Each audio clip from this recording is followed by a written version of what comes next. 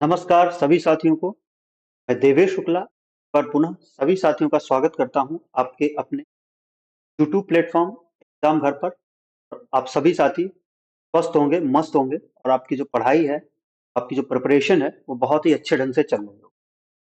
तो आप सभी साथी बिल्कुल जल्दी से जुड़ जाइए। क्लास आपकी स्टार्ट हो चुकी है और इस क्लास में हम आरआरबी एनटीपीसी 2024 के लिए जो जीके जीएस है के लिए हम जो है प्रीवियस ईयर पेपर जो हैं उनमें जो जीके जीएस के प्रश्न पूछे गए हैं का हम रिवीजन कर रहे हैं। और आप जानते हैं कि रिवीजन जल्दी जल्दी होता है, पढ़ाना या पढ़ना वो थोड़ा सा उसमें टाइम लगता है, लेकिन हम सिर्फ और सिर्फ रिवीजन कर रहे हैं। आपकी जो स्पार्क है रेलवे सामान्य विज्ञान और सामान्य जो आपके जानकारी है उससे संबंधित, और इसमें हम सारे के सारे जो भी क्वेश्चन पेपर हैं आपके 2016 में पूछे गए प्रश्न हैं उन पे बात कर रहे हैं।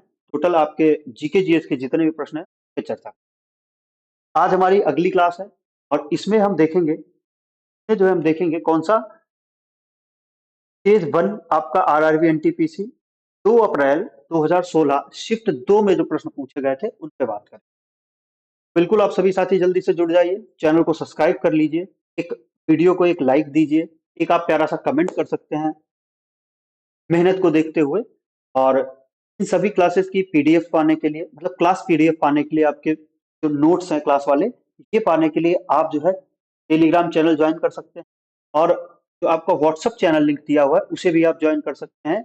और इन्हीं पीडीएफ के साथ साथ वहां पर आपको डेली करंट अफेयर्स मिलेगी, आपको मंथली करंट अफेयर्स मिलेगी, और इसी के साथ आपको जो वन लाइनर प्रैक्टिस है के लिए भी आपको मिलेंगे मिलेंगे जो भी साथी, कोई जरूरी नहीं आप एनटीपीसी की तैयारी कर रहे हो तभी आप से जुड़े। आप एनटीपीसी की तैयारी कर रहे हो, आप रेलवे के किसी भी एग्जाम की तैयारी कर रहे हो, इवन ये कहें कि वनडे एग्जाम जितने भी होते हैं, अगर किसी भी एग्जाम की आप तैयारी कर रहे हैं तो आप जो है हमसे जुड़ सकते हैं टेलीग्राम चैनल पे। वो सारी चीजें बिल्कुल फ्री ऑफ कॉस्ट है, तो आप जो है इनका लाभ ले सकते हैं। शुरू करेंगे हमारी क्लास जो है, जो रिवीजन है एक सेट का, जिसमें 25 से 27 प्रश्न होते हैं और उनमें हम लगभग 50 प्रश्न आपके बना देते हैं। उसके आसपास के भी प्रश्न हैं जो आपसे पूछ लेते हैं या बताते हैं। तो 15 से 20 मिनट की क्लास में अगर आपके 50 प्रश्न रिवाइज होते हैं तो आपके लिए बहुत ही अच्छी बात है। और अगर एक क्लास से मान लीजिए एक भी प्रश्न फंसता है तो आपके लिए, जो अगर 25 30 50 क्लासेस करते हो तो संभवतः आप 70 to 80% जीएस का जो पोर्शन है वो आप कवर कर सकते हो। जीके जीएस साथ ही जो एनटीपीसी का जो एग्जाम होगा आपका संभवतः मई या जून में, जून या जुलाई में जाने वाला है, की पूरी संभावनाएं हैं। के लिए आपको जो करंट अफेयर्स है स्पेशल एनटीपीसी के लिए वो भी आपको मिलेंगे। शुरू करेंगे अपनी क्लास को और देखेंगे पहला प्रश्न। पहला प्रश्न पूछा गया था, टेनिस में हार्ड कोर्ट वह होता है जिस सतह बनी होती है।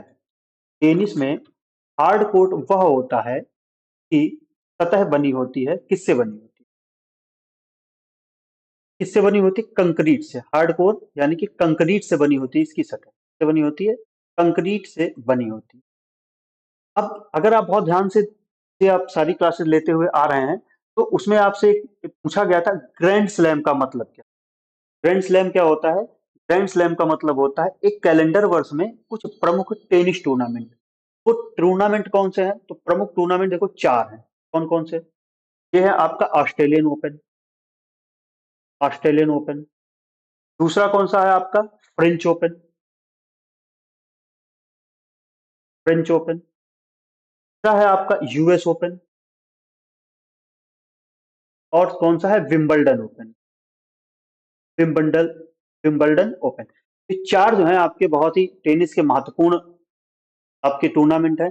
अब इनमें से कौन सा जो आपका टूर्नामेंट है वो हार्ड कोर्ट पे होता है और कौन सा ग्रास कोर्ट पे होता है?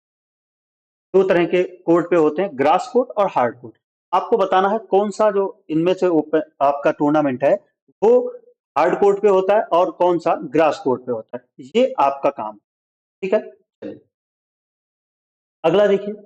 होमो सेपियंस के रूप में वर्गीकृत किया जाने वाले पहले वाले प्रारंभिक होमिनाइड्स थे। अब देखो होमो सेपियंस को लेकर ही अभी आपके जो कल कल आपकी क्लास हुई उसमें आपसे पूछा गया था एक प्रश्न, और वही से आपसे पूछा गया है कि होमो सेपियंस के जो रूप में वर्गीकृत किया जाने वाले प्रारंभिक होमिनाइड्स थे वो कौन थे? ये होमिनाइड्स कौन थे? क्रो-मैग्नन थे। कौन थे? इन्हें क्या कहा जाता है? क्रो-मैग्नन भी कहा जाता है। ये आपको याद रखना। अगला देखिए, अगला था आपसे, हेलियोसेंट्रिज्म को सपोर्ट करने के कारण इस खगोल शास्त्री को उसके घर में नजरबंद कर दिया गया।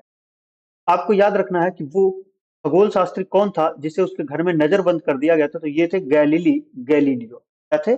Galilei Galileo. इनको क्या किया गया था? हेलियोसेंट्रिज्म के सपोर्ट के कारण क्या किया गया था? इनको इनके घर में नजरबंद कर दिया गया। नजरबंद करना मतलब होता है वो किसी से मिलेगा नहीं, उसका बाहरी दुनिया से संपर्क बिल्कुल तोड़ दिया जाएगा। जैसे आपको याद होगा जब 370 धारा हटाई गई थी, कश्मीर के जितने भी बड़े नेता थे उन्हें क्या किया गया था? नजरबंद कर दिया। अगला, अगला है कौन सा जीव मुकुलन द्वारा प्रजनन नहीं करता है? तो यह है इलेनिडो। इलेनिडो जो है मुकुलन द्वारा प्रजनन नहीं करता। और मुकुलन को इंग्लिश में क्या कहते हैं? बडिंग। क्या कहते हैं? बडिंग। BUDDING। कौन सा जीव बडिंग द्वारा प्रजनन नहीं करता है? तो यह है इले इनेलिडो। क्या है? इनेलिडो या इलेनिडो कहो, ये बात एक ही। अगला देखिए, अगला है प्लेग उन्मूलन की याद में मोहम्मद कुली कुतुब शाह द्वारा निर्मित स्मारक कौन सा है? प्लेग उन्मूलन की याद में मोहम्मद कुली कुतुब शाह द्वारा निर्मित स्मारक कौन सा है? वो कौन सा है? चार मीनार। चार मीनार ये कहाँ स्थित है? ये आपको बता, आपसे ऐसे ही पूछ ले। तो चार मीनार है उसका निर्माण किसने कराया है?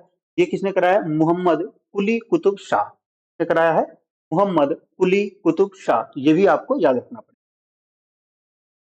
अगला है मुगल साम्राज्य की स्थापना किसके द्वारा की गई? तो आपको पता होगा कि मुगल साम्राज्य की स्थापना जो है बाबर के द्वारा की गई। द्वारा की गई थी बाबर के द्वारा। अगला देखिए, किंग जॉर्ज पंचम तथा क्वीन मैरी की यात्रा की याद में सन 1911 में भारत का कौन सा लोकप्रिय पर्यटन स्थल बनाया गया था? जो किंग जॉर्ज पंचम थे और उनकी वाइफ कौन? क्वीन मैरी थी। इन्होंने जब भारत की यात्रा की थी 1911 में, तो इनके स्वागत में भारत का कौन सा पर्यटन स्थल बनाया गया था? और वो था गेटवे ऑफ इंडिया। अब बताओ गेटवे ऑफ इंडिया कहाँ स्थित है? और इसी के साथ में इंडिया गेट। इंडिया गेट ये कहाँ स्थित है? एक दिल्ली में है और एक कहाँ है आपका? एक है मुंबई में। अब आप बताइए कौन सा दिल्ली में है और कौन सा मुंबई में है? ठीक है। आठवां प्रश्न है, $20 मिलियन खर्च करके ऑर्बिट में 8 दिन गुजारने वाला पहला अंतरिक्ष यात्री कौन सा था? जो थे डेनिस टीटो। डेनिस टीटो ये किस देश से थे? ये आपको सर्च करके कमेंट बॉक्स में लिखना है। डेनिस टीटो थे, ये $20 मिलियन खर्च करके ऑर्बिट में इन्होंने क्या किया था? 8 दिन गुजारे थे। और ऐसा करने वाले ये पहले अंतरिक्ष यात्री है। अगला देखिए, भारतीय अंतरिक्ष कार्यक्रम के जनक हैं। तो भारतीय अंतरिक्ष कार्यक्रम के जनक कौन है? विक्रम साराभाई। कौन है? विक्रम साराभाई। अगला प्रश्न, वह एकमात्र अधातु कौन सी है जो कमरे के तापमान पर द्रव में बदल जाती है? तो यह है ब्रोमीन। कौन सी है? ब्रोमीन। वह एकमात्र अधातु कौन सी है जो कमरे के तापमान पर द्रव में बदल जाती है? वो है आपकी ब्रोमीन है। कौन सी है? ब्रोमीन है। अगला प्रश्न है, जब कंप्यूटर स्विच ऑन किया जाता है तथा ऑपरेटिंग सिस्टम हार्ड डिस्क से मेन मेमोरी में लोड होता है, उस प्रक्रिया को क्या कहते हैं? तो उस प्रक्रिया को कहते हैं बूट। क्या कहते हैं? बूट। यानी कि आपने देखा होगा जब सिस्टम ऑन करते हो तो उसमें क्या है? ऑपरेटिंग सिस्टम और हार्ड डिस्क ये जो आदान प्रदान होता है, यानी कि वो सिस्टम जो है आपका ऑपरेटिंग सिस्टम हार्ड डिस्क से मेन मेमोरी में जब लोड होता है तो कुछ समय के लिए आपने देखा होगा समय लेता है, आपका लैपटॉप हो कंप्यूटर हो, उस समय वो क्या होता है, उसको जो प्रक्रिया होती है उसे क्या कहते हैं? बूटिंग कहते हैं। क्या कहते हैं? बूटिंग कहा जाता है। अगला देखिए, कौन सा रोग, कौन सा यौगिक गुर्दे की पथरी का निर्माण करने वाला सर्वाधिक सामान्य यौगिक है? ये आपको बताना है। तो ये क्या है? Calcium oxalate. क्या है? कैल्शियम ऑक्जेलेट इसको क्या कहते हैं? Calcium oxalate.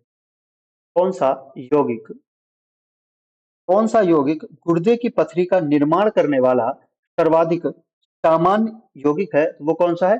कैल्शियम ऑक्जेलेट होता है। आपने सुना होगा गुर्दे की पथरी, पित्त की थैले में पथरी, ये क्या होता है, ये सब कैल्शियम ऑक्सलेट के द्वारा सबसे ज्यादा गुर्दे की पथरी निर्माण होता है। अगला देखिए, मानव जीभ में औसतन कितनी स्वादी कलिकाएं मौजूद होती हैं? तो ये 2000 से 8000, यानी कि जो हमारी जीभ होती है, जीभ नहीं, जीभ, जीभ, टंग यानी कि टंग में कितनी आपकी स्वादी कलिकाएं होती हैं? तो ये लगभग 2000 से 8000, 2000 से 8000 स्वादी कलिकाएं होती हैं। भी आप देखो, अगर नमक है तो मतलब बहुत सारे स्वाद हमारे टंग में हमको पता होते हैं, वो कम कितनी होती है? लगभग 2000 से 8000 के बीच में। अगला है, यूनिक्स ऑपरेटिंग सिस्टम किसका ट्रेडमार्क है? तो यह है वेल लैबोरेटरीज का है, वेल लैबोरेटरी। आपसे ऐसे ही पूछ सकता है कि यूनिक्स क्या है, पूछा भी गया है कि यूनिक्स क्या है। तो यूनिक्स क्या है? आपका ओएस है। ओएस का मतलब हो गया ऑपरेटिंग सिस्टम, क्या है? एक ऑपरेटिंग सिस्टम। अगला प्रश्न है, सफेद रेगिस्तान भारत के किस राज्य में स्थित है? सफेद रेगिस्तान है ये गुजरात में स्थित। कहाँ स्थित है? गुजरात में। तो एक प्रश्न इसमें और पूछा गया था, T12H22 O11 को क्या कहते हैं? T12H22 O11 को किस रूप में जानते हैं? अगर आपको पता है तो बताइएगा, नहीं तो हम बता दे रहे हैं। ये होती है आपकी चीनी, जो आप चाय में डाल के खाते हो, ये उसका सूत्र है। T12H12, T12H22 और O11, ये है किसका है? चीनी का है। अगला प्रश्न आपसे पूछा गया था, नवजात शिशु के शरीर में कितनी हड्डियां होती हैं? जो नवजात शिशु होता है तो कितनी हड्डियां होती हैं? 208। क्या होती हैं? 208। भारतीय संविधान के अनुच्छेद किस ए में किस अधिनियम का उल्लेख किया गया था? तो 21 ए में शिक्षा का अधिकार अधिनियम का उल्लेख किया गया है। अब आप हमें बताइएगा, किस कॉन्स्टिट्यूशनल अमेंडमेंट के द्वारा से भारतीय संविधान में जोड़ा गया है? अगला देखिए, अगला है, 1981 में इसरो द्वारा प्रक्षेपित भारत के पहले जीव जैव स्टेशनरी उपग्रह क्या है? जैव स्टेशनरी उपग्रह, जियो स्टेशनरी, जैव स्टेशनरी, यहाँ पे जियो स्टेशनरी,